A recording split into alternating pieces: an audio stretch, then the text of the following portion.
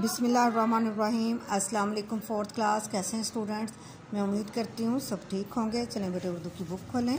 जी बेटे हम पढ़ रहे हैं एहसास ज़िम्मेदारी, सबक नंबर 6 है, जिसकी हमने रीडिंग की थी, हाफ़ रीडिंग की थी, और आज हम उसकी जो है मुकम्मल उसको करेंगे।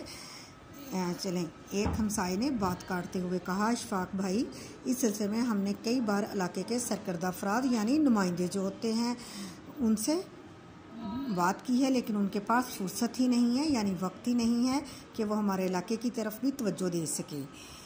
किसी से सवाल करने की बजाय आप लोग खुद कोशिश क्यों नहीं करते भाई साहब? चचा इशफाक ने लोगों से पूछा। हम खुद ये काम कैसे कर सकते हैं? एक हमसाये ने हैरान होकर सवाल किया। चचा इशफाक ने वहाँ मौजूद सभी लोगों पर नज़र डाली और कहने लगे, देखें भाइयों, हम एक तरक्की पजीर यानी जो अभी जिसने ज़्यादा तरक्की नहीं की होती अभी कर रहा हो उसको तरक्की पजीर मुल्क कहते हैं। तरक्की पजीर मुल्क के बाशिंदे हैं यानी रहने वाले हैं।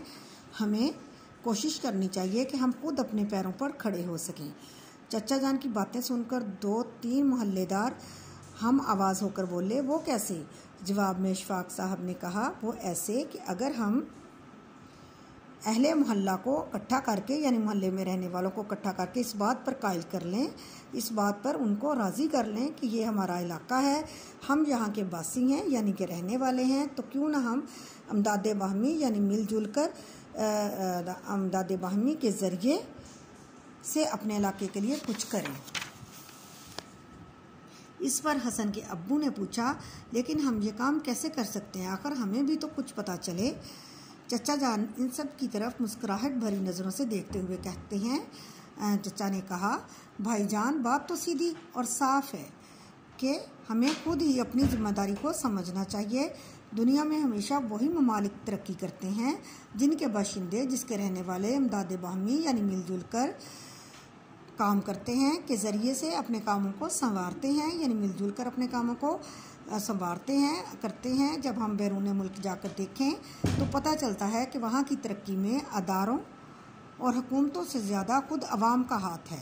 अगर हम तमाम अहले मोहल्ला अपनी अपनी इस्तात यानी अपनी अपनी बसात, अपनी अपनी तौफीक के मुताबिक अपने इलाके को संवारने के लिए हर महीने कुछ रकम डालें तो ये गलियाँ और नालियाँ भी तामीर हो जाएंगी, हमें इस कीचड़ से निजात भी मिलेगी और वक्त पड़ने पर हम किसी ज़रूरतमंद की मदद भी कर सकेंगे। चचा जान की इस तामीरी गुफ्तगू से यानी अच्छी यानी कि लोगों के काम आने वाली गुफ्तगू से तमाम लोगों ने इत्तेफाक किया और इमदाद बाहमी के ज़रिए से मोहल्ले की बेहतरी के लिए काम करने का अज़्म किया यानी इरादा किया।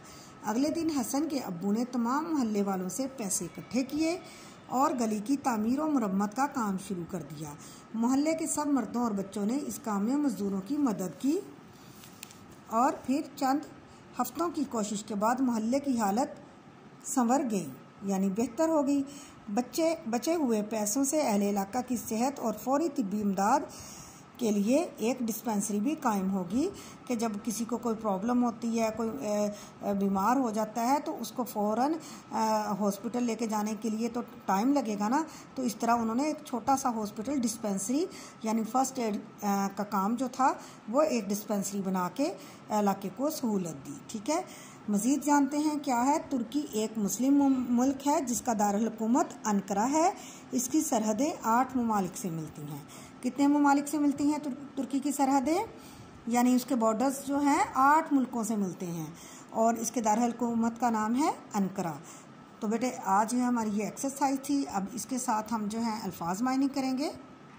अल्फाज मायनी, पहला लफ्ज़ है आमद, आना, दुबाला, बढ़ जाना, तहाइफ, तोहफे की जमा, परहेज़, दूर रहना, बाशिंदे, किसी जगह पर रहने वाले लोग। ठीक है बेटा, मैं उम्मीद करती हूँ आपको अच्छी समझ आ गई होगी और आपने इसके मायने भी अच्छे से याद करने हैं और अपनी कॉपी पे लिखने हैं।